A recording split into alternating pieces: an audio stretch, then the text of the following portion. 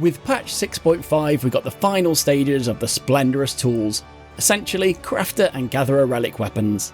Here we'll quickly cover how you can progress through all 6 stages of the Fisher relic to realise your shimmering tool dreams.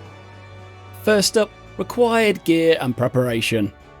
For relics, gear is least impactful on fishing out of all of the crafter and gatherer classes, so you can easily get through the process with just the I620 purple script gear. Obtain this from the usual script vendors found in the main hubs and cities, noting you do not need to buy the main weapon as you'll be using your relic throughout, so save your scripts on that. If looking for ways to obtain purple scripts for gear, check out your weekly custom deliveries which can get you all the scripts you need over a couple of weeks for a total effort of about 20 minutes. Last prep point is to stock up on high cordials.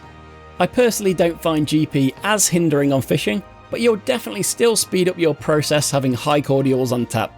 You can get these from the usual script vendors for white gathering scripts, or your island sanctuary if you've currency left lying around that you've long forgotten about. Kickoff quests. The quest to get started is the level 90 quest and original improvement, which you'll find in the Crystarium.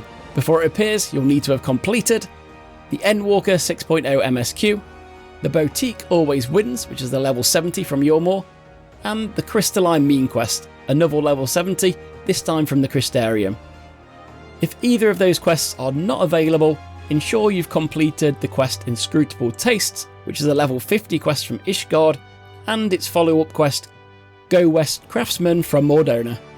Starting off, post the initial quest you'll need to amass 1,500 white gathering scripts in order to buy the base level Splendorous Tool from Quinana next to the Crystalline Mean Ethernet Shard in the Crystarium.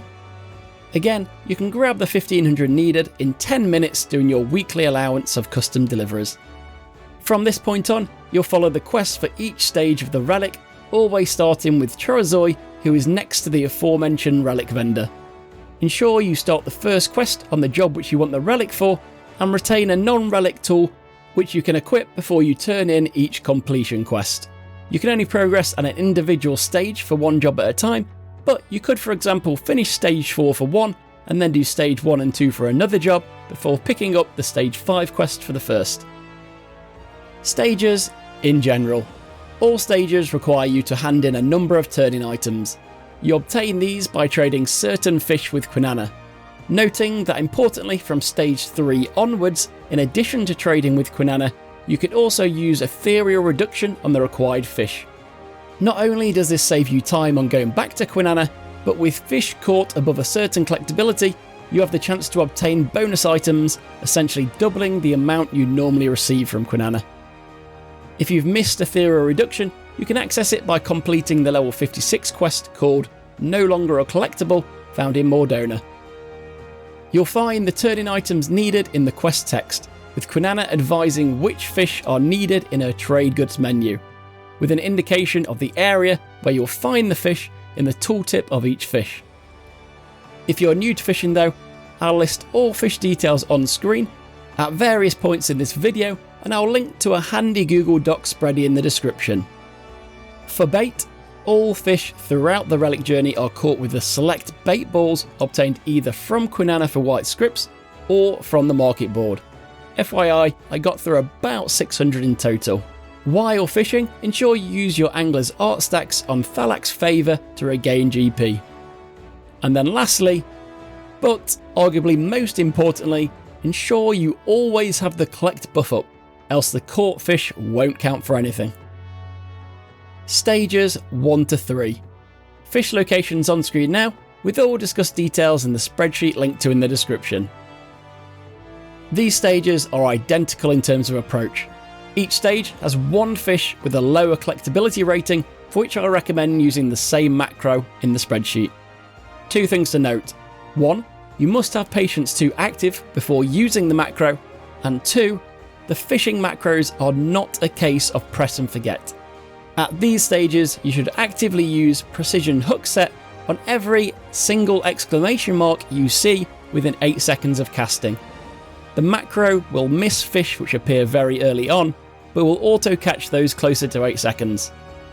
And more importantly, will cancel your cast 8 seconds, saving you time and reducing wasted bait. This works because the fish you want will only bite in the first 8 seconds. Any bites after this will be a different fish. Stages 1 to 3 will then request a second fish with higher collectability. No macro here, but they are easily identified as are the only double exclamation fish in the waterholes. Catch only these. It's important that you don't catch any single exclamation fish, so just don't press anything if you see one, as this will enable it to get away, which will ensure you retain any buffs you have up. On these, simply use prize catch to ensure high collectability fish, and following a successful catch, use identical cast with prize catch to catch another. Worth noting, you have 15 seconds to activate identical cast, but once you have the buff, you can sit and wait for your GP to recover before casting, if you need it for prize catch. Stage 4. The lower collectability fish will function the same with the macro as before. This time though, the higher collectability fish, called Gonzalo's Grace, I'd recommend a slightly different macro. This time it's counted from 8 to 14 seconds in the chat window, with you paying attention to use precision hook set anytime you see a single exclamation mark between the 8 and 14 count. Again, ensure you have patience 2 up at all times. Stage 5. The latter 2 stages function differently in that there is only one trading item, and both fish involved come from the same watering hole. I found stage 5 particularly quick, barely taking over an hour. Here, use the provided powerful hook set macro to catch deep wood shadows, but be ready to manually use precision hook set on any single exclamation marks in the first 6 seconds only. These will be the goldings, and once caught, use the mooch action to use it to catch a Ronken bullion, which will net you more turning items. These will be double exclamation fish and will only bite within the first 10 seconds. You can attempt to use the same macro for these, hitting it immediately after pressing mooch. Stage 6.